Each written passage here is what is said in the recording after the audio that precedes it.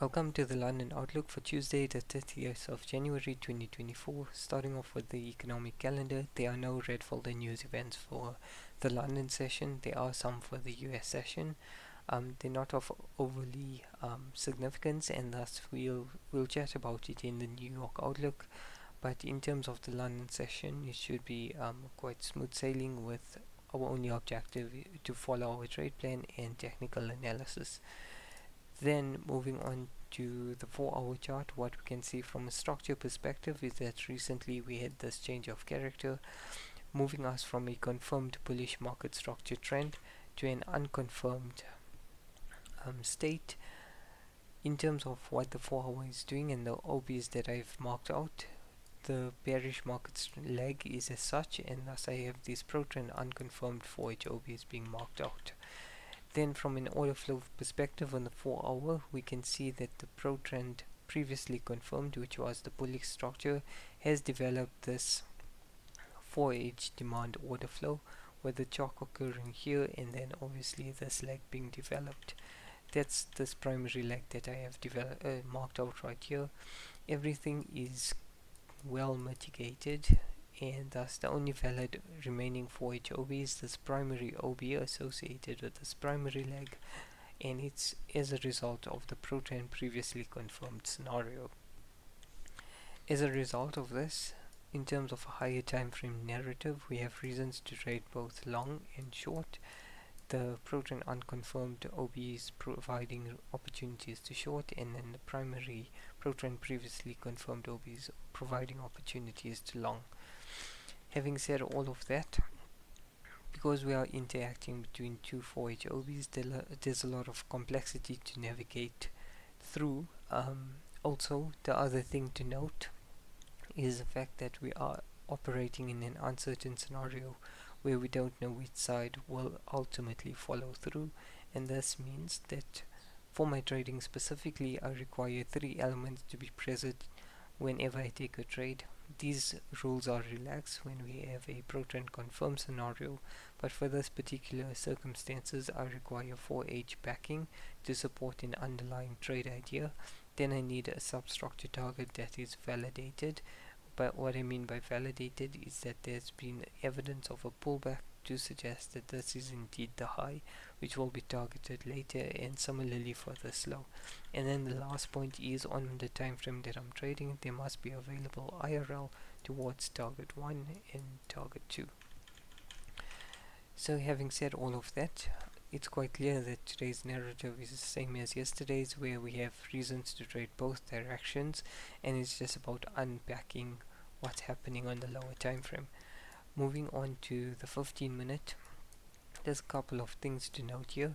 One is that we reacted to this pro-trend unconfirmed 4H OB yesterday. Because it's the pro-trend OB, it creates a pro-trend primary leg OB, which is this large bearish move that you're seeing right here. And then from that point onwards, we had multiple interactions with the primary leg OB, probably seeking more liquidity or better refined level as we progress through the days.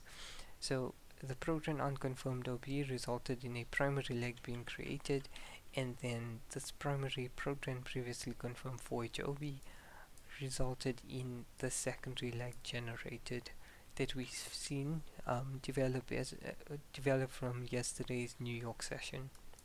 That created a secondary leg, and now this morning coming into the Asia session, we can see that we've actually created a secondary leg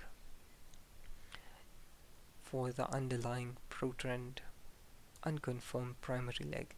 Remember, this pro-trend unconfirmed primary leg hasn't achieved its target, and thus any associated primary OBs, because I call them primary OBs because they're associated with the primary leg. These primary OBs that are unmitigated 15-minute or 5-minute levels can help us justify the creation of a secondary leg. Obviously, once we develop the short or the supply secondary leg, this demand secondary leg becomes invalidated, and it's most likely that we'll target all the IRL. The secondary leg becomes revalidated if we extend it with a body break right here, or alternatively we reset it by coming deeper into this void OB and then creating a new secondary leg as such. I just want to get rid of all these brush strokes and then we can continue. So what is my bias coming into the London session? Essentially, given that we've validated the secondary leg, I believe that there's only scope for shorts in the short term, and they're being available IRL, enabling us to have some scope to the short side. How will I be approaching this? Well, option one is that we actually continue down.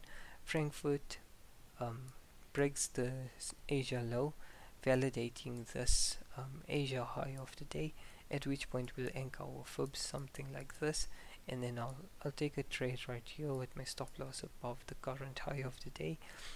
Again, I want Frankfurt to actually break the Asia low of the day so that I have some sort of validation that this Asia high of the day will hold, and then I will target this level right here. There should be enough space. That is 57 pips with GBPUSD's average daily range being about 80 pips for January, so that should be fine. And then alternatively, if shorts don't play out like this and we actually extend the secondary leg, then I'll be looking to take some long entries, provided that this isn't reacting to anything to the left, validating a secondary leg before I can get into my entry, and then I will anchor my fib either to this Asia low of the day, provided Frankfurt or London has validated that this low of the day will likely hold, or alternatively I can anchor my fib to the previous low of the day. However, again, I have to be quite mindful and paying attention to whether any secondary pro-trend unconfirmed levels are validated as such. So there's numerous things to take into consideration. I think you need to thread carefully during these sessions. Make sure that whatever idea you're trying to play off, it hasn't been invalidated by a new leg being generated. So whilst there's lots of opportunities, it comes with a lot of complexity. So trade carefully, and we'll chat again for the New York outlook.